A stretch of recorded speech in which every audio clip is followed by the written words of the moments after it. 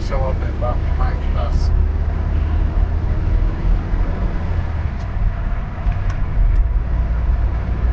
Колчета, гънавки.